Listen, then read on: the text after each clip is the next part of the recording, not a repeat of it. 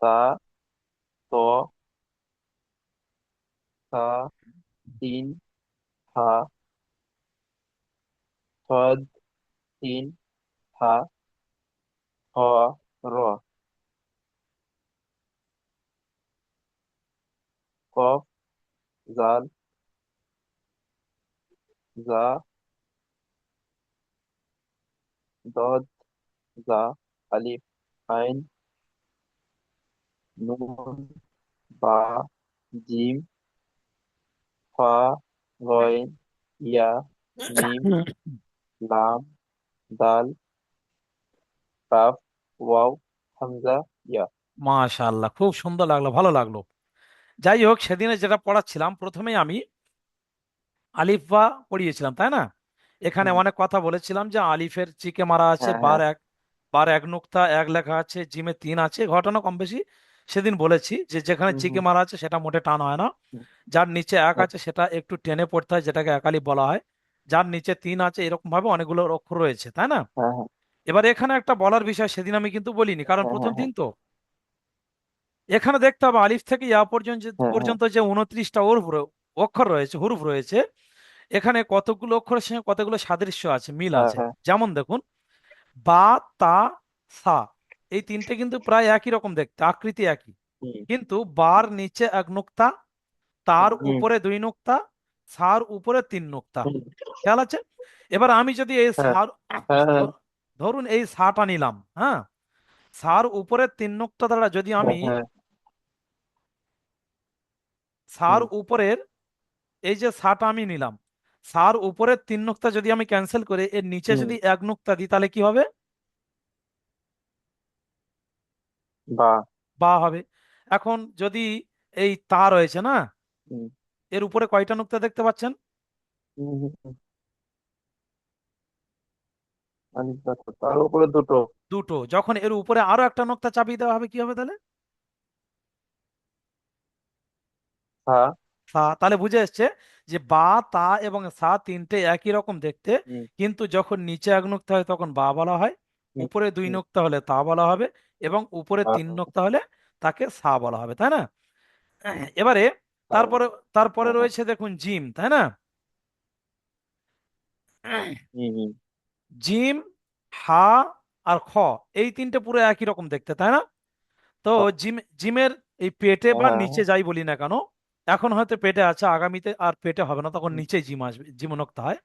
Gym, হা আর খ তিনটে হুম, যখন একই রকম দেখতে, তো আমরা বলি জিমের পেটে বা নিচে এক নোক্তা। হুম, আর হাটা ওই রকম দেখতে, কিন্তু কোনো হুম, নোক্তা নেই, দেখছেন? আর খর উপরে এক নোক্তা। এখন হুম, যদি হুম, ধরুন, হুম, এখন ধরুন আমি এই জিমটা নিলাম, হ্যাঁ, হুম, জিমে নিয়ে এর পেটের নোক্তাটা আমি মুছে মুছে দিচ্ছি, হুম, তাহলে এটা কি হলো? বা, হা হয়ে গেল, তাই না? এখন জিমের উপরে যদি নুক্তা হয়, পেটে না হয়, যদি উপরে হয়, তাহলে কি হবে? খ, খ হবে। খ, তাহলে বুঝে আসছে? এইভাবে যেমন ভাবে বা, তা, সা, তার নোক্তার হ্যাঁ, পরিবর্তে তার নাম পরিবর্তন হয়, অনুরূপ ভাবে জিম, হা, খ, হুম, এদেরও এই হ্যাঁ, নোক্তার হ্যাঁ, পরিবর্তনে বা নোক্তা আছে কিনা এর ভিতরে জিম, হা, খ হয়ে যাবে। ঠিক অনুরূপ ভাবে দাল এবং জাল, দেখছেন তো? হুম, দাল এবং জাল এ দুটো এরকম একই রকম হুম, দেখতে। হুম, দালের হুম, কোনো নোক্তা নেই, বা, জালের উপরে এক নোক্তা। একই যদি রকম। যদি দালের উপরে নোক্তা হয়, তাহলে এও জাল হয়ে যাবে, হুম, নতুবা জালের নোক্তা মুছে দিলে এও দাল হয়ে যাবে। বুঝে আসছে? এবারে এই বইয়ে আপনি যে সেদিন বলছিলেন হ্যাঁ, হ্যাঁ, যে আপনার যে বইটা রয়েছে ওখানে রটা হ্যাঁ, কিন্তু এই জার মতো দেখতে, দেখেছেন তো? আপনার সেই বইয়ে ছিল। হ্যাঁ, হ্যাঁ, হ্যাঁ, হ্যাঁ, আমি হ্যাঁ, কিন্তু বলেছিলাম যে আগামী দিনে এই দু হ্যাঁ, রকম ডিজাইনের র আসবে, যা আসবে সেদিন এর উপরে হালকা কথা বলেছিলাম। এই রর উপরে যদি নোক্তা চাপানো হয়, তাহলে এ র হয়ে যাবে, হ্যাঁ, এ যা হয়ে যাবে। আর যার নোক্তা মুছে দিলে এ আবার র হয়ে যাবে। সুতরাং দুটো ডিজাইনের র হয়, দুটো ডিজাইনে যা হয়। হুম, যদি রর উপরে নোক্তা দেওয়া হয়, যা হয়ে যাবে। আর যার হুম, হুম, নোক্তা মুছে দিলে র হয়ে যাবে। ঠিক অনুরূপভাবে হ্যাঁ, সিন, সিন এবং শিন, রহিত, এ দুটো একই রকম দেখতে। সিনের কোনো নোক্তা নেই, তিন, শিনের মতো দেখতে, উপরে তিন নোক্তা, শিন হয়ে গেল। হুম, সদ এবং দদ এর ওই রকম একই রকম হুম, দেখতে, সদের কোনো নুক্তা নেই, দদের উপরে এক নুক্তা। বুঝে আসছে? একই রকম, ঠিক অনুরূপ ভাবে ত এবং জ, হুম, এ দুটো একই হ্যাঁ, রকম বুঝতে দেখতে। পেরেছি, বুঝে আসছে? আর বোঝানোর অবকাশ রাখে না। হুম, আইন আর একই গইন রকম, একই ব্যাপার, ঠিক আছে? হ্যাঁ, ফা হ্যাঁ, ফা, কফ, কাফ, লাম, মিম, একই, নুন, একই, এগুলো এগুলো আলাদা রয়েছে, এগুলো আর বলে প্রয়োজন নেই। আর ইয়া যেটা একমাত্র হুম, আলিফ থেকে ইয়া পর্যন্ত যে 29টা হুরুফ বা অক্ষর, শুধুমাত্র ইয়ার নিচে দুই নোক্তা হয়, বাকি নিচে দুই হুম। নোক্তা আর কারোর হয় না। যাই হোক, হুম। এখন সেদিনে আরো অনেক কথা বলেছিলাম। আমি বলেছিলাম তখতি নাম্বার 1 মুফরাদাত। তাহলে মুফরাদাতের সংজ্ঞা অর্থাৎ কাকে বলে মনে আছে কি একটু? মুফরাদাত কাকে বলে? এই যে মুফরাদাত আমি সেদিন বলেছিলাম। ওটা ওটা ওটা বলেছিলেন ছোট ছোট অক্ষরকে মুখরারত বলে। না না, ছোট ছোট নয়। দেখুন ব্র্যাকেটের মধ্যে কি লেখা আছে, ওখানে ব্র্যাকেটের মধ্যে লেখা আছে পরিষ্কার, প্রত্যেক প্রত্যেক পৃথক পৃথক। প্রত্যেক প্রত্যেক অক্ষরকে নাকি? হ্যাঁ, পৃথক পৃথক মানে আমি পৃথক ভালো, হ্যাঁ, অন্য ভাষা বলেছিলাম, ভিন্ন পৃথক পৃথক। ভিন্ন ভিন্ন বা ছাড় ছাড় বা আলাদা আলাদা এরকম মানে বলেছিলাম, তাই না? পৃথক মানে ভিন্ন ভিন্ন, ভিন্ন আলাদা ভিন্ন আলাদা বা ছাড় ভিন্ন ছাড়, ভিন্ন বললেই হবে নাকি? হ্যাঁ ব্যাস। তাহলে ভিন্ন ভিন্ন অক্ষরকে ভিন্ন মুফরাদাত বলে। ভিন্ন অক্ষরকে বলা হয় হ্যাঁ, বা ভিন্ন মুখরারত। ভিন্ন, ভিন্ন ভিন্ন অক্ষর না বলে হুরুফ বলতে পারেন, আরবিতে হুরুফ বলা হয়। ঠিক আছে, তাহলে মুফরাদাত মানে পৃথক পৃথক বা ভিন্ন ভিন্ন ভিন্ন ভিন্ন বা আলাদা অক্ষর। আলাদা বা ছাড় ছাড় অক্ষরকে মুফরাদাত বলা হয়, মনে থাকবে। এবারে সেদিনে আমি কিন্তু এগুলো বলিনি, আজকে সেগুলো আবার রিভাইজ করছি। আলিফ থেকে ইয়া পর্যন্ত প্রথমে অক্ষরটা চেনানোর পরে আপনার কিন্তু চলে গিয়েছিলাম আলিফ থেকে ইয়া পর্যন্ত অক্ষরটা কেমন চিনেছেন তার উপরে আমি চলে গিয়েছিলাম, তাই না? আজকে মাশাআল্লাহ আলহামদুলিল্লাহ আপনি সে 3 লাইনটা খুব ভালোভাবে শুনিয়েছেন। তবে আলিফ থেকে ইয়া পর্যন্ত প্রত্যেকটা অক্ষরের একটা করে উচ্চারণ আছে, মানে সঠিক উচ্চারণ স্থল রয়েছে, জায়গা রয়েছে। হ্যাঁ, এগুলো একটু খেয়াল রাখতে হয়। হুম। তো সেইভাবে আমি যেমন পড়বো তেমন ভাবে আপনি বলবেন। আশা করি আগামী দিনে আরো ভালোভাবে বলবো। আলিফ মুখের খালি অংশ হতে আলিফ উচ্চারিত হয়, হুম। অর্থাৎ আলিফ আকার লহাস্য ফ।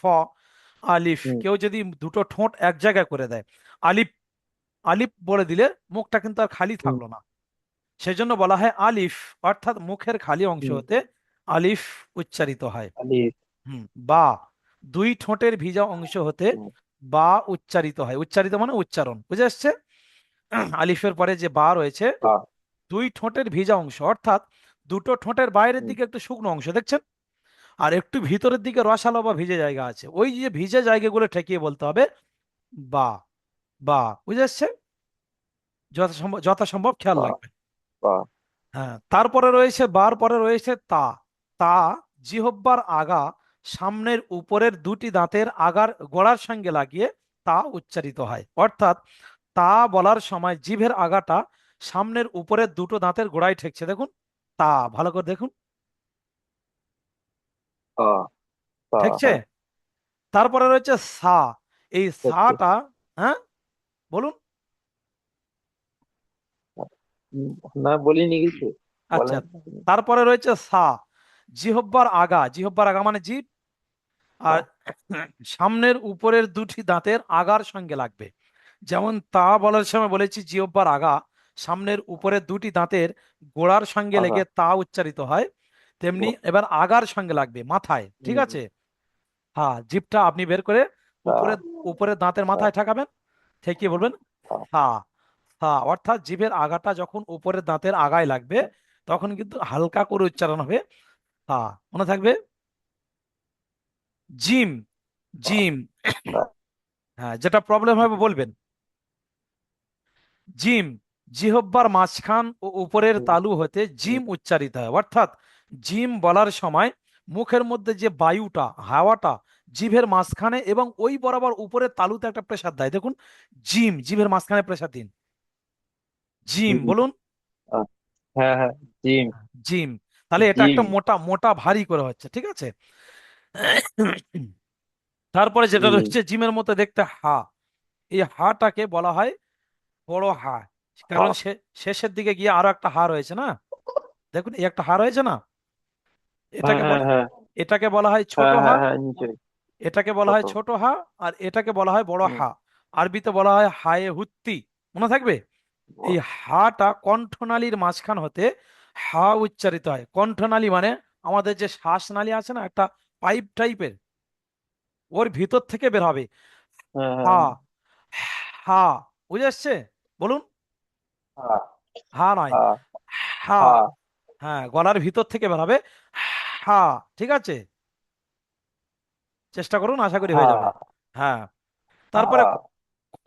এই খটা কণ্ঠনালীর মুখের হা। দিক অংশ হতে বা শেষের দিক থেকে, এই একদম গলার যে এখানে যে আলজিভ বলি না আমরা হা। অনেকটা, ওখানে প্রায় ঠেকছে, কণ্ঠনালীর মুখের দিক অংশ হতে খ আর উচ্চারিত হয়। ঠিক আছে। তারপরে রয়েছে দাল। খ। দাল, খ। দালটা, হুম, দালটা ঠিক তার মতো হবে। তা যেমন বলেছিলাম যে জিহ্বার আগা সামনের উপরের দুটি দাঁতের গোড়ার সঙ্গে লাগিয়ে তা উচ্চারিত হয়, তেমনি ভাবে এই দালটা সেম ওর সঙ্গে সাদৃশ্য। জিহ্বার আগা সামনের উপরের দুটি দাঁতের গোড়ার সঙ্গে লাগিয়ে তা আর দাল উচ্চারিত হয়। আপনি উচ্চারণ করলে বুঝতে পারবেন। তা বললে জিহ্বার আগা যেখানে লাগছে, দাল বললে জিভটা তাল। সেখানে লাগছে। দেখুন, তা, হ্যাঁ দাল হ্যাঁ। বলুন, হ্যাঁ, বুঝে আসছে। এখানে তারপরে রয়েছে জাল। তাল। জাল, তা। জালটা হবে সার সঙ্গে লাল। মিল। সা যেমন বলেছিলাম জিহ্বার আগা হুম। সামনের উপরে দুটি দুটি দাঁতের আগার সঙ্গে হুম। লাগিয়ে সা উচ্চারিত হয়, তেমনি জাল ও হুম। জিহ্বার আগা সামনের উপরে হুম। দুটি দাঁতের আগার সঙ্গে লাগিয়ে লাল। রাল, রাল, মানে জিভটা, আগাই। হ্যাঁ। জিভটা দাঁতের আগায় লাগিয়ে দেবেন, লাল। দিয়ে বলবেন রাল। ঠিক আছে। সা আর রাল লাল। মনে থাকবে, হ্যাঁ একদম হালকা করে উচ্চারণ হবে। হ্যাঁ। এরপরে রইল র। র, লাল। রটা বলা হয় বাংলাতে জিহ্বার আগার উল্টা পিঠ উপরের তালুর সঙ্গে লাগিয়ে র উচ্চারিত হবে। অর্থাৎ আমরা যখন র বলবো, জিভের আগাটা ও। উপরের তালুতে লাগবে, র। ঠিক আছে। এবারে অনেক র। সময়, অনেক র। সময় জিভটা যদি সোজাসুজি উপরে লাগানো যায়, তখন কিন্তু জিভটা অনেক সময় ঠিক রই, মানে যেন দু তিনটে র হচ্ছে। দেখুন, জিভটা যদি আপনি সোজাসুজি উপরে লাগান, তাহলে জিভটা অনেক সময় দুই তিনটে র হতে পারে। দেখুন, র, র, এরকম দু তিনটে র হচ্ছে। কিন্তু যখন জিভটা উল্টে দেব, তখন দেখবেন একটাই র বেরাবে, র, র। আপনি দুটো উচ্চারণ করতে পারবেন না। সেজন্য বলা হয় র। জিহ্বার আগার উল্টা পিঠ, উল্টা পিঠ অর্থাৎ জিভটা উল্টে দিয়ে উপরের তালুতে লাগাবেন, তাহলে হয়ে যাবে র। মনে থাকবে? বলুন, দু একবার বলে দেন। র। হ্যাঁ, র। হ্যাঁ, একদম পরিষ্কার। তারপরে রয়েছে যা এবং সিন, এ দুটো একই, সেজন্য আমি বলে দিচ্ছি। যা এবং সিন এ দুটো জিহ্বার আগা সামনের নিচের দাঁতের সঙ্গে লাগিয়ে, নিচের দাঁত এবার, এতক্ষণ উপরের দাঁতের সঙ্গে হচ্ছিল, যা আর সিনের জায়গায় এসে সামনের নিচের দাঁতের সঙ্গে লাগিয়ে যা আর সিন উচ্চারণ হবে। মনে থাকবে। আপনি তাহলে যা র। এবং সিন বলার সময়, আপনি তাহলে যা এবং সিন বলার সময় জিভটা নিচের দাঁতের সঙ্গে লাগাবেন। বলুন, যা, বলুন, যা। নিচের দাঁতে লাগবে যা। আপনার। আপনার জিভটা কিন্তু এখনো উপরের দাঁতে লাগছে, সেজন্য হচ্ছে না। আপনি সিন বলুন, সিনটা সহজ হবে। যা। সিনটা বলুন, তিন। সিন, সিন হালকা সিটি তিন। মতো হবে, সিটি। সিন, তিন। সিন, হ্যাঁ বলুন। তিন। হ্যাঁ তাহলে, তিন। হ্যাঁ হ্যাঁ এবার হচ্ছে। তাহলে যা এবং সিন এরা দুজন নিচের দাঁতের সঙ্গে লাগবে, জিভটা লেগে যা এবং সিন উচ্চারণ হবে। তারপরে সিনের মতো দেখতে শিন আছে, তাই না? এই শিনটা কিন্তু পুরো সেই এর মতো দেখ হবে, জিমের মতো। যেমন বলেছিলাম, জিম জিহ্বার মাঝখান ও উপরের তালুতে জিম আছে নাই, দেখতে পাচ্ছেন? এটা ভালো। হুম। আপনার কোনো প্রবলেম হচ্ছে কি, কোনো হুম। পেছনে পড়া ভাবছেন হয়তো? না না না, পেছনে পড়া না, এই আমার বাচ্চাটা একটু পেরেছেন করছে। আচ্ছা, আচ্ছা, আর আচ্ছা। অন্য কিছু। তাহলে জিম, এই জিমটা যেমন জিহ্বার মাঝখান ও উপরের তালু হতে জিম উচ্চারিত হয়, ঠিক তেমন ভাবে হুম। শিনটাও জিহ্বার মাঝখান ও উপরের তালু হতে শিন উচ্চারিত হয়। অর্থাৎ হুম। জিম আর শিন বলার সময় জিভের তিন। মাঝখানে প্রেসার পড়বে। তিন। মনে থাকবে। এবার শিন বলুন, প্রেসার। শিন, হ্যাঁ হ্যাঁ হ্যাঁ। এটা মোটা করে উচ্চারণ হবে, সিনটা তিন। হালকা করে, শিন ভারী করে। ঠিক আছে। তারপরে রয়েছে সদ। সদটা ওই তিন। যা, হ্যাঁ, সদটা যা এবং সিনের মতো জিহ্বার আগা ও সামনের নিচের দাঁতের সঙ্গে লাগিয়ে যা, সিন, সদ এগুলো উচ্চারণ হবে। এখন সিন আর সদের মধ্যে পার্থক্য এটাই, সিনটা বারিক হবে, মানে মুখটা বড় বা স্বাভাবিক রাখতে হয়। আর সদের উপরে স্টার আছে, যেটা গতদিনে আপনি প্রশ্ন করেছিলেন যে উপরে স্টার, স্টার এর ব্যাপারটা কি। আমি তখন বলেছিলাম হুম। আগামী দিন আসবে। স্টার মানে আরবিতে 7টা অক্ষর আছে যেগুলো মুখ গোল করে পড়তে হয়, এগুলোকে পুর অক্ষর বলে। আগামীতে অন্য অধ্যায়ে আসবে। তবু এখানে হালকা হিন্স দিয়ে দিচ্ছি যে এই সদটা এখানে মুখ গোল হয়। দেখুন, সদ মুখ গোল হচ্ছে না, হচ্ছে কি? তো দেখুন, বলুন, আপনি সহজ। উচ্চারণ করুন, সদ, সদ। সহজ। হ্যাঁ, তাহলে এই যে সহজ। এই মুখ গোল করে পড়ার নাম হলো পুর। ঠিক আছে।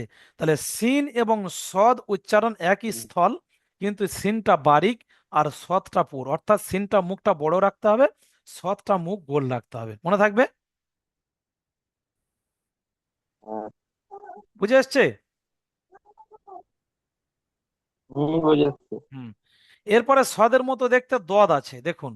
দদের মাখরাজ, মাখরাজ অর্থাৎ উচ্চারণ জায়গা, বলা হয় জিহ্বার পার্শ্ব ও পার্শ্ববর্তী মাড়ি হতে দদ উচ্চারিত হবে। অর্থাৎ দদ বলার সময় আপনি মুখের ভিতর থেকে যে বায়ুটা বের করবেন, অর্থাৎ হাওয়াটা যে পাস হবে, সম্ভবত আপনি বেরিয়ে গেলেন।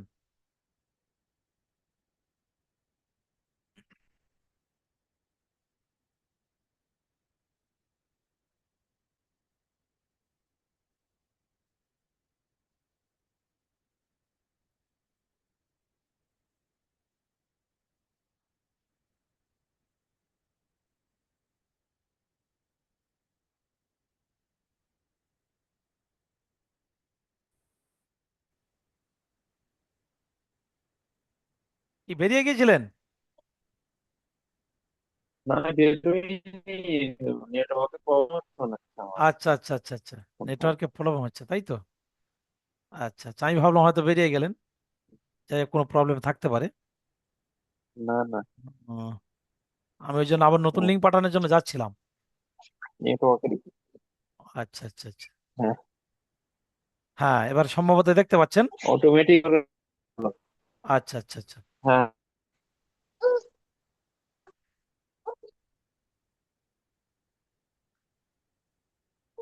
কোথায় গেল? Running meeting. যাই হোক, তাহলে যেটা বোঝাচ্ছিলাম, ওইটা সরে গেল, হুম। একটু সামনে টেনে আনি। হুম। তাহলে এই যে দদ পর্যন্ত গিয়েছিলাম, বোঝাচ্ছিলাম যে দদ জিহ্বার পার্শ্ব ও হুম। পার্শ্ববর্তী মাড়ি হতে দদ উচ্চারণ হয়, তাই না? আর ফটোটা আমি দেখতে পাচ্ছি না। হুম। তো অর্থাৎ দদ বলার সময় আপনার জিভের পাশে, যে কোনো পাশ থেকে, জিভের যে কোনো পাশ থেকে আপনার হাওয়াটা বের হবে, বায়ুটা পাস হবে, ঠিক আছে? দেখুন, সে ডান দিক হোক বাম দিক হোক, দদ বলে জিভের যে কোনো পাশ থেকে বের করবেন। দোয়াদ। হ্যাঁ, মনে থাকবে। দোয়াদ। হুম। দোয়াদ। দোয়াদ। দোয়াদ। দোয়াদ।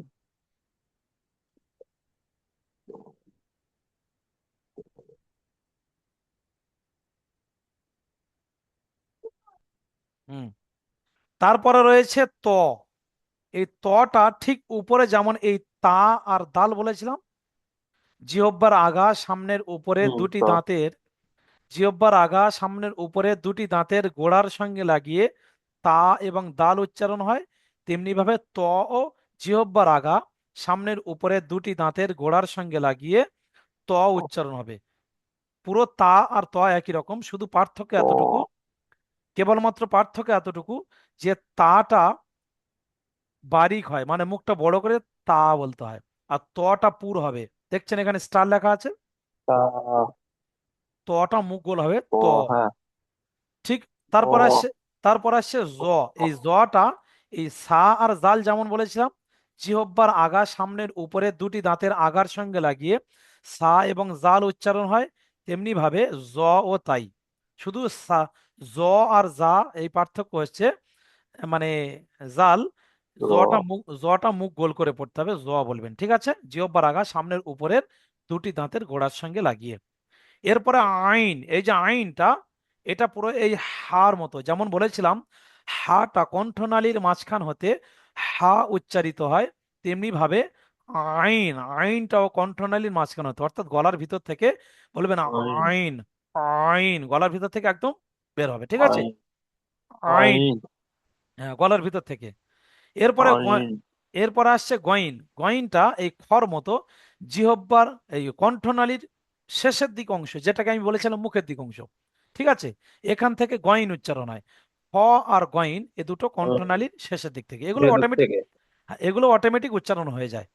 এরপরে হচ্ছে ফা। এই ফাটা চেক দেওয়ার ব্যাপার, অনেকে বলে থাকেন ফা, ফা বলে দুটো ঠোঁট এক জায়গা করে, কিন্তু না, কায়দা হলো নিচের ঠোঁটের ভিজা অংশ সামনের উপরের দাঁতের আগার সঙ্গে লাগিয়ে ফা উচ্চারিত হয়। অর্থাৎ যারা ফা বলে দুটো ঠোঁট এক জায়গায় করে দেয় ফা। তারা ভুল বলে। কিন্তু ফা হবে উপরের দাঁতের আগা আর নিচের ঠোঁটের ভিজা অংশ। ফা। ফা বুঝে আসছে? ফা। ঠিক ফা। আছে। ফা। তাহলে নিচের নিচের ঠোঁটের ফা। ভিজা অংশ সামনের উপরের দাঁতের আগার সঙ্গে লাগিয়ে ফা উচ্চারণ হবে। এরপরে কফ আর কাফ প্রায় একই রকম, ফা। একটু আগে আর পরে হয়। ক। হ্যাঁ, ফা। ফা। জিহ্বার গোড়া ও ওই বরাবর উপরের তালু হতে কফ এবং কাফ উচ্চারিত হয়। হ্যাঁ, একটা একটু ভিতরে একটু আগা হয়, যাই হোক আপনি সোজাভাবে বুঝে নেন, যেহেতু নতুন অত বিস্তারিত বুঝবেন না। কফ, কফটা মুখ গোল হ্যাঁ, হয় হ্যাঁ, দেখুন হ্যাঁ। কফ। আর কাফ এমনি স্বাভাবিক। ঠিক অফ। আছে, এটাকে বারিক বলা হয়। ফা। হ্যাঁ। হ্যাঁ, তারপরে লাম। লামটাও ওই জিহ্বার আগা সামনের উপরের দুটি দাঁতের গোড়ার সঙ্গে লাগিয়ে লাম উচ্চারিত হবে। যেমন ভাবে তা, আ, তাল, ত, তেমনি ভাবে আ, লাম। দেখুন লাম বলার সময় জিভের আগাটা লাম। সামনের উপরে দাঁতের গোড়ায় লাগছে লাগছে। তার- এরপর আসছে মিম। মিমটা, লাম। মিমটা একটু বার সঙ্গে বোঝাতে হবে। আমি বলেছিলাম এই যে বাটা দুই ঠোঁটের ভিজা অংশ হতে বা উচ্চারিত হয়, তাই না? কিন্তু মিমটা হবে দুই ঠোঁটের শুকনো অংশ, অর্থাৎ বাইরে যে শুকনো জায়গা আছে ঠোঁটটা মুড়ে যাবে, গিয়ে মিম বলবেন। হুম, বুঝে আসছে? মিম। তাহলে দুই ঠোঁটের শুকনো অংশ মিম। হতে মিম হুম, উচ্চারিত হয়। নুন। নুনটা আর বোঝানোর কিছু নেই, লাম হুম, যেমন নুন তেমন। তা, দাল, ত, হুম, লাম, নুন, এগুলো সব জিহ্বার আগা সামনের উপরে দুটি দাঁতের গোড়ার সঙ্গে লাগিয়ে নুন উচ্চারিত হবে। সহজ, এগুলো এমন কোনো ব্যাপার নয়।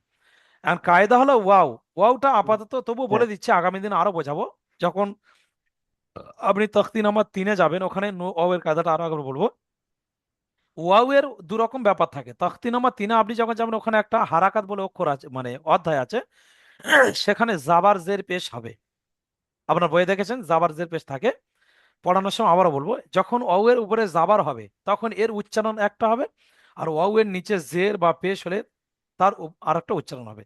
যখন ওয়াও এর উপরে জাবার হবে তখন সেরকম। বলা হয় দুই ঠোঁট গোল করে ওয়াও উচ্চারিত হয়, অর্থাৎ ওয়াও জাবার ওয়া। ওয়া, মুখটা একটু গোল মতো করা হয়, ঠিক আছে। কিন্তু ওয়াওটা জের বা পেশ হলে হ্যাঁ। তখন অনেক ফার মতো উচ্চারণ হবে।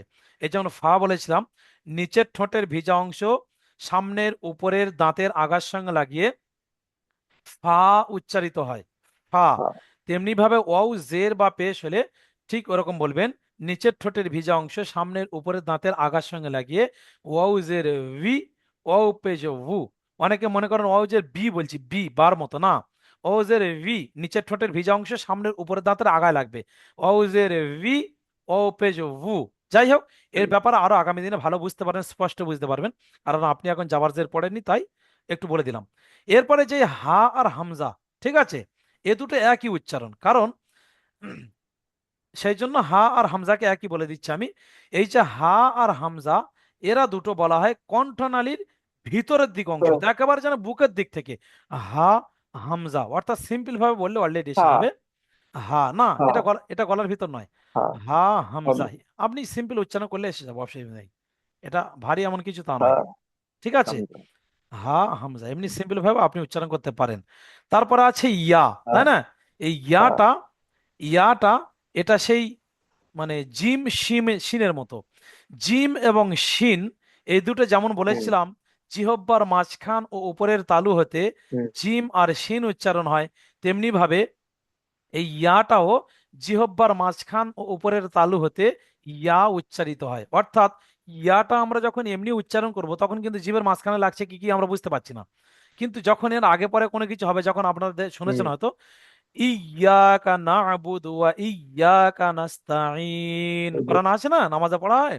এই যে ইয়া, যখন ইয়ার আগে বা পরে কিছু জোড়া হবে তখন আপনি পরিষ্কার বুঝতে পারবেন যে জিভের মাঝখানে ইয়াটা চাপ হুম, দেয়, ঠিক আছে। তাহলে জিহ্বার মাঝখান ও উপরের তালু হতে জিম শিন ও ইয়া উচ্চারণ হয়। যাক, আপাতত এই অক্ষরগুলো বললাম, হয়তো আপনি সব ধরতে পারবেন না, তবুও খেয়াল রাখবেন সেইভাবে উচ্চারণগুলো আগামী দিনে যাতে স্পষ্ট হয়, সেগুলো যথেষ্ট খেয়াল রাখবেন, হ্যাঁ। এখন আপনাকে যেটা বলেছিলাম যে প্রথমত আলিফ থেকে ইয়া পর্যন্ত পড়িয়ে নেওয়ার পরে সেই আলিফ থেকে ইয়া পর্যন্ত আজকের যে পড়া ছিল আপনার উল্টো পাল্টা ভাবে অক্ষর পরীক্ষা বলে লেখা আছে, তাই না? আপনি সেখানে হুম, শুনিয়েছেন পরিষ্কার তা, ত, সা, হুম, সিন, হা, সদ, শিন, যথাসম্ভব উচ্চারণগুলো খেয়াল রাখবেন। হা, খ, র, হ্যাঁ। কফ, জাল, জা, দদ, জ, আলিফ, আইন, নুন, বা, জিম, ফা, গইন, ইয়া, মিম, লাম, দাল, কাফ, ওয়াও, হামজা, ইয়া, তাই না? এবারে এই যে আমরা যে আলিফ থেকে ইয়া পর্যন্ত প্রথমে যে এখানে যে পড়েছিলাম, এখানে সোজাসুজি আলিফ থেকে ইয়া পর্যন্ত পড়েছিলাম, অথবা এখানে যে 3 লাইন আলিফ থেকে ইয়া পর্যন্ত হ্যাঁ। উল্টো পাল্টা ভাবে দেওয়া হয়েছে। এখানে কিন্তু এই যে উল্টো পাল্টা বা সিধে ভাবে আমরা হুম। এতদিন একরকম আলিফ জেনেছি, যে এই যে আলিফটা, ধরুন এই যে আলিফটা, এই একরকম আলিফটা আমরা চিনি। এই যে বা রয়েছে এখানে, হুম। হুম। হুম। এই যে বা রয়েছে আমরা বুঝেছি। এতদিন একরকম বা চিনেছি, তাই না? এই যে তা রয়েছে আমরা এতদিন এই একরকম তা হুম। হুম। চিনতাম। এই সা রয়েছে আমরা একরকম সা চিনতাম। তা- এভাবে ইয়া পর্যন্ত আমরা যে একরকম ইয়া এতদিন চিনেছি, একরকম বা এই একরকম, তাই না? হ্যাঁ। এবারে এক রকমের অর্থাৎ এগুলো হচ্ছে হুম। হুম। আসল হুম। আকৃতি, আসল আকৃতি। এবারে আপনারা জানেন, আপনি যেহেতু 6 পর্যন্ত পড়েছেন, আকৃতি। হ্যাঁ, আপনি যেহেতু 6 হ্যাঁ। পর্যন্ত পড়েছেন, যখন আপনি ইংরেজি পড়েছেন, ABCDEFGHIJ KLMNOPQRSTUVWXYZ, তাই না? হুম। প্রথমে কিন্তু আমাদের যে যিনি টিচার ছিলেন, বা আপনার যে টিচার ছিলেন, তিনি কিন্তু এ থেকে জেড পর্যন্ত পড়ানোর সময় ক্যাপিটাল লেটার চিনিয়েছিলেন। ক্যাপিটাল মানে বড় হাতের লেখা, বুঝা যাচ্ছে? বড় পর হাতে। পরবর্তীতে বড় হাতের অক্ষরের সঙ্গে কিন্তু ছোট হাতের অক্ষর আবার চিনিয়েছিলেন। যেমন বড় হাতের এবি আছে, তেমনি হুম। ছোট হাতের এবিসিডি আছে, তাই না? তাহলে হুম। ক্যাপিটাল লেটার ছোট আর হাতে। Small letter. হ্যাঁ। ঠিক অনুরূপ ভাবে তার কারণ হলো, হুম। যখন ইংরেজি পড়া হয় তখন কিন্তু ওই ক্যাপিটাল লেটার অর্থাৎ বড় হাতের অক্ষরগুলো হুম। কিন্তু কম আসে। সে তার গ্রামাটিক্যাল কায়দা রয়েছে, কিন্তু বেশি হুম। ব্যবহার হয় ছোট হাতের লেখাগুলো। হুম। বুঝে আসছে? ঠিক ছোট অনুরূপ হাতে। ভাবে আপনাকে হুম। বোঝানোর জন্য ইংরেজির সঙ্গে সাদৃশ্য দিলাম। অনুরূপ ভাবে আমরা যে এতদিন আলিফ বা তা সা যা পড়েছি, একরকম আলিফ একরকম বা একরকম তা, ইয়া পর্যন্ত একরকম ভাবেই চিনেছি। আজকের কিন্তু ওই একরকম আলিফের সঙ্গে আরো হুম। নতুন নতুন ডিজাইনের আলিফ এসেছে। বুঝে এসছে কথাটা? হ্যাঁ। যাতে এই আগামী দিনে গিয়ে হুম। এই যে বুঝতে উপরের পেরেছি। লাইনে যে একরকম যা আছে, এই একরকম আলিফ একরকম বা একরকম তা যেগুলো আছে, এগুলো কিন্তু কম ব্যবহার হবে। বেশি ব্যবহার হবে কিন্তু এই ভিন্ন হুম। রূপগুলো, এই যে নতুন আকৃতি এসছে, এগুলো কিন্তু কোরআনে গিয়ে বেশি ব্যবহার হবে। হুম। আর নুরানি কায়দা তো এই এই নতুন আকৃতিগুলো বেশি হ্যাঁ। ব্যবহার হবে। সেই হিসেবে আমরা যেহেতু মানে আসল রূপগুলো চিনেছি, তাহলে তার সঙ্গে অন্য রূপটা বুঝতে পারবো। তাহলে এটা আলিফের আসল রূপ, আর নিচে যে দুটো রয়েছে এগুলো আলিফের অন্য রূপ। একটু এটা মনে হয় একটু বড় করলে আপনি দেখতে সুবিধা হবে আপনার, উন্নত। তাই না? দেখুন, বুঝে হুম, আসছে? একটু বড় করুন। হ্যাঁ, এবার এবার দেখা যাচ্ছে তো? হ্যাঁ, বুঝেছি। তাহলে এই যে আলিফের আসল রূপ ছিল, হ্যাঁ। নিচে আলিফের দুটো অন্য রূপ রয়েছে। তার মানে আপনি হয়তো সোজাসুজি পড়বেন আলিফ, আলিফ, আলিফ, বা, বা, বা, হুম। তা, তা, তা, তা, জিম, এটা হলো জিম। দেখছেন জিমের হুম। লেজটা কেটে বাদ দিয়েছে, ঠিক হ্যাঁ। আছে? নিচের নিচে, এটাও হ্যাঁ। জিম, এটা দাল, হুম। এটাও দাল। এটা হবে আইন। যেমন ভাবে জিমের লেজ কেটে বাদ দিয়েছে, তেমনি ভাবে আইনেরও লেজ কেটে বাদ দিয়েছে। দেখুন আইন হুম। উপরে গেলে আমরা বুঝতে পারবো। এই দেখুন এখানে হ্যাঁ, হ্যাঁ, জিম, বুঝতে পেরেছি। জিমের লেজ কেটে বাদ দিয়েছে। এখানে এই যে আইন ছিল, আইনের লেজটা কেটে বাদ দিয়েছে। হ্যাঁ। কারণ কারণ একটা সূত্র আপনাকে বলে দিই, আগামী দিনে কিন্তু এই মাথাগুলো, অক্ষরের এই মাথাগুলো কিন্তু মেন, লেজগুলো সবসময় আসবে না। কারণ হুম। লেজগুলো সৌন্দর্যের জন্য কখনো আসবে, কখনো কখনো কেটে দেওয়া মেন, কিন্তু এই মাথাগুলো মেন, ঠিক আছে? এবং তার নুকতা তো আছেই। তাহলে হুম। জিমের যেমন লেজ কেটে বাদ দিয়েছে, তেমনি আইনেরও লেজ কেটে বাদ দিয়েছে। তাহলে এটা আইন, হুম। আইন, আইন, ফা, ফা, ফা। তারপরে নিচের লাইনে যদি যাই, কাফ, কাফ, কাফ, লাম, লাম, লাম, মিম, মিম, মিম, নুন, নুন, নুন, হা, হা, হা, হা, হামজা, হামজা, হামজা, ইয়া, ইয়া, ইয়া। দেখছেন? তাহলে এই যে আসল আকৃতির সঙ্গে অন্য হ্যাঁ। আকৃতি আমাদেরকে চেনালো। আশা করি আপনি বুঝতে পারছেন। তবু একবার ভালো করে আকৃতিগুলো দেখেন। আসল রূপগুলো আপনি জানেন, নতুন রূপগুলো একটু ভালো করে দেখে নেন। 1-2 মিনিট দেখার পরে হুম। আমি আপনাকে এখানে আরো একটা কথা বলবো, এখন নয়, দেখার পরে। হ্যাঁ, আলিফ এবং লামের একটা পার্থক্য আমি বলবো, আপনি একটু ঝাট করে দেখে নেন। আলিফ কত রকমের দেখতে, বা কত রকম দেখতে, তা কত রকম দেখতে, এভাবে দেখুন সবগুলো, হ্যাঁ। কারণ এই অন্য রূপগুলো কিন্তু আগামী দিনে বেশি বেশি আসবে। হুম। হুম। আর এই লিঙ্কটা আর 8-9 মিনিট বাকি আছে, 8 মিনিট, ঠিক আছে? আবার নতুন লিঙ্ক পাঠাবো 10 মিনিট পরে, ঠিক আছে? আচ্ছা। হুম। হুম। কারণ আপনার সিস্টেম অনুযায়ী বলেছিলেন যে প্রথম লিঙ্ক 40 মিনিট দেয়, তারপর আবার নতুন লিঙ্ক পাঠিয়ে আরো কুড়ি হ্যাঁ, মিনিট হ্যাঁ, পড়ানো হয়। ঠিক আছে। মানে দাল এই একরকমই থাকবে তাই তো? হ্যাঁ, বুঝলাম না ঠিক। ওটা একরকম, মানে কি ডালটাই একরকমই, বাকিগুলো হ্যাঁ, সব ডবল ডবল তিন তিন হ্যাঁ, রকম যাই হোক, আছে। হ্যাঁ ওই একরকমই, এই আর এই আসে, অন্য আর কিছু নয়। ঠিক আছে। হুম।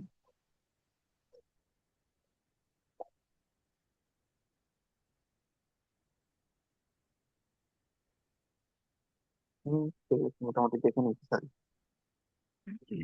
হয়ে গেলে আপনার মোটামুটি আয়ত্তে এসে গেলে আপনি বলবেন, আমি আবার একটা কথা বলবো এখানে, কারণ সব কথা আমি হ্যাঁ হ্যাঁ শুরুতে বলিনি। হ্যাঁ হ্যাঁ, মোটামুটি দেখা দেখে হয়েছে? নিচ্ছি আমি।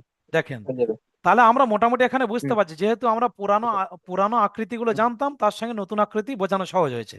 যাই হোক, এখন দেখেন যে আলিফ, এই যে আসল রূপটা, হ্যাঁ আলিফের যে আসল রূপটা পরিষ্কার বুঝতে পারছেন, এটা আলিফ, হ্যাঁ। হ্যাঁ না? আর এই যে এটা কি বলেন তো? হুম, হুম। এটা কি? এটা লাম। লাম। তাহলে আলিফ এবং লাম পুরো আসল রূপটা সম্পূর্ণ ডিফারেন্স বোঝা যাচ্ছে, তাই না? কিন্তু আলিফের যে নতুন রূপগুলো হুম এসেছে, হুম। আলিফের যে নতুন রূপ এসেছে আর লামের যে নতুন রূপ এসেছে, যেন এখানে আলাদা আছে, কিন্তু নতুনদের কাছে মনে হচ্ছে যেন প্রায় একই রকম। আগামী দিনে যদি একই, হ্যাঁ।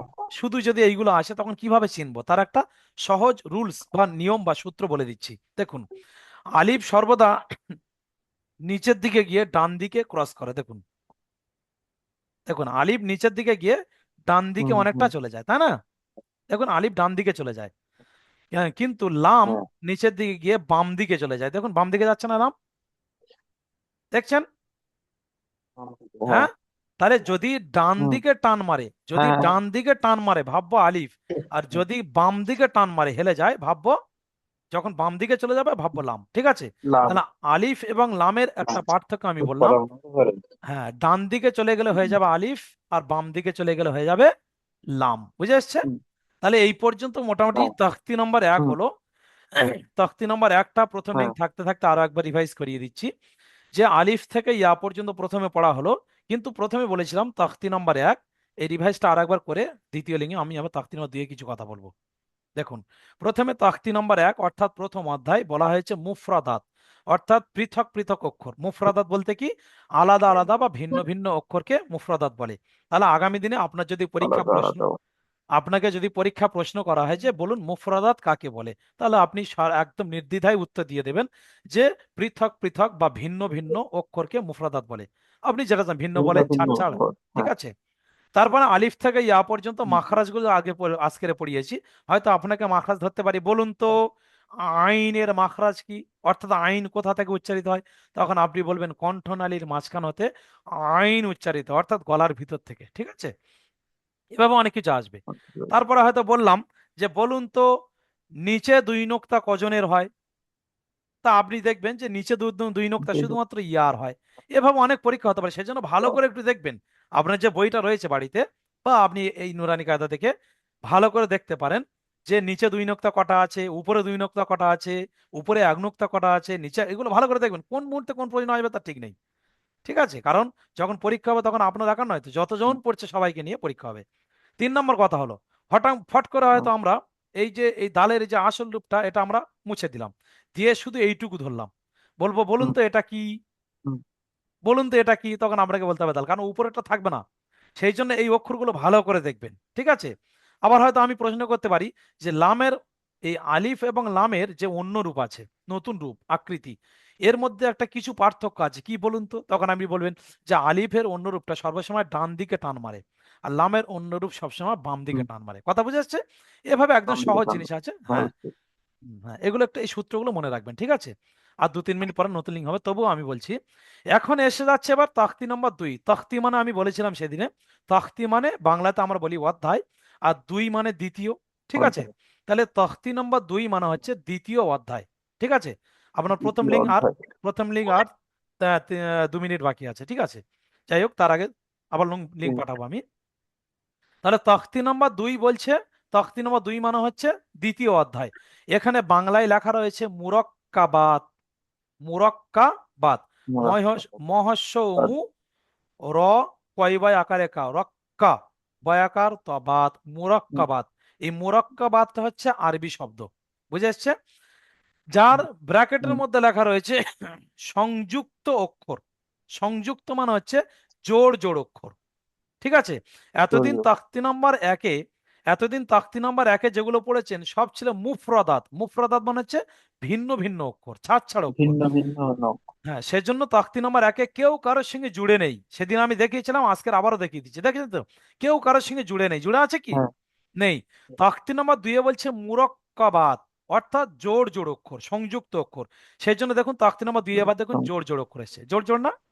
হ্যাঁ, হুম। পরিষ্কার বুঝতে পারছেন? হুম। তাহলে এই যে দ্বিতীয় অধ্যায়ে হ্যাঁ। সব জোড় জোড় অক্ষর, একে আরবিতে বলা হয় মুরক্কাবাত। এখন আপনাকে যদি প্রশ্ন করা হয় যে মুরক্কাবাত কাকে বলে, তাহলে আপনি কি উত্তর দেবেন?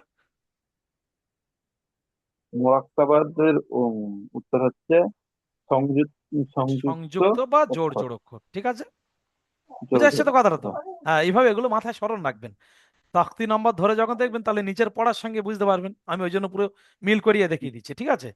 যাই হোক, তাহলে সেই হিসেবে এখানে হুম। এবার জোড় জোড় অক্ষর রয়েছে। এবার দেখুন, এই যে প্রথমটা আছে এটা দেখুন নিচের দিকে গিয়ে কোন দিকে টান মারছে, বাম দিকে না হুম। ডান দিকে, দেখুন তো। বাম দিকে, বাম দিকে, বাম দিকে। তাহলে আমি ওপারে বলেছিলাম যদি বাম দিকে টান মারে আলিফ হয় না লাম হয়? লাম, লাম। লাম। তাহলে সূত্র অনুযায়ী দেখা যাচ্ছে বাম দিকে টান মেরেছে মানে লাম হলো। আর তারপরেরটা লাম। দেখুন, তারপরে হুম। দেখুন হেলে ডান দিকে চলে গেল, তাহলে ডান দিকে মানে কি? আলিফ। আলিফ। তাহলে প্রথমটা লাম, তারপরে আলিফ। এবার যেখানে যেহেতু এখানে আলিফ। তাখতি নাম্বার দুই চলছে, সংযুক্ত বা জোড় জোড় অক্ষর, তাহলে আমরা হুম। এবার দুটো একসঙ্গে হুম। বলবো। লাম হুম। আলিফ। কি বলবো? লাম আলিফ। এতদিন, লাম আলিফ। হ্যাঁ এতদিন শুধু লাম, শুধু আলিফ, শুধু বা পড়েছিলাম। এবারে যার সঙ্গে যেটা জুড়ে আছে সেটা তার সঙ্গে একসঙ্গে বলবো। তাহলে কি হবে? হুম। লাম আলিফ। আলিফ। ঠিক আছে। হুম। তারপরে দেখুন তো এই নিচে যেটা এই হুম। শুয়ে মতো আছে আর নিচে এক নুক্তা, দেখুন এটা কি? এটা জিম। জিম। আর জিমের এই পিছনে দাঁড়িয়ে আছে কে, চিনতে পারছেন এটা? হ্যাঁ, এটা আলিফ। আলিফ। হুম। আলিফ তো ঠিকই, কিন্তু তবুও বলবো এটা যদি আমি এখান থেকে ধরি, দেখুন এই গিয়ে ডান দিকে টান মারে, দেখুন, তাই না? ডান দিকে টান তাহলে মারছে। এটা আলিফ, তাহলে এটা কি বলবেন? জিম আলিফ। জিম আলিফ। তাহলে প্রথমটা হলো লাম জিম। আলিফ, তারপরে জিম আলিফ, ঠিক আছে। তারপরে আবারও দেখুন বাম দিকে চলে যাচ্ছে মানে লাম, আর এটা ডান দিকে চলে যাচ্ছে মানে আলিফ, লাম। তাহলে লাম আলিফ। বুঝে আসছে? লা। আলিফ। হ্যাঁ, হ্যাঁ। তারপরে এটা নিশ্চয়ই চিনতে পারছেন, এটা এটা কি দেখুন তো? হ্যাঁ। এটা মিম। মিম। আর মিম মিমের পিছনে আলিফ। দাঁড়িয়ে আছে আলিফ, তাহলে মিম আলিফ। তাহলে আলিফ। আপনি মিম যেহেতু তাকতি আলিফ। নম্বর একে পৃথক পৃথক অক্ষরগুলো ভালোভাবে চিনেছেন, তাই এখানে আর কোনো প্রবলেম হচ্ছে না। শুধু এখানে নয়, হ্যাঁ। প্রত্যেকটা তাকতি কিন্তু সব ইম্পর্টেন্ট, গুরুত্বপূর্ণ। হ্যাঁ। হ্যাঁ। হ্যাঁ। সুতরাং হ্যাঁ। প্রত্যেকটা তাকতি যে পড়াগুলো পড়া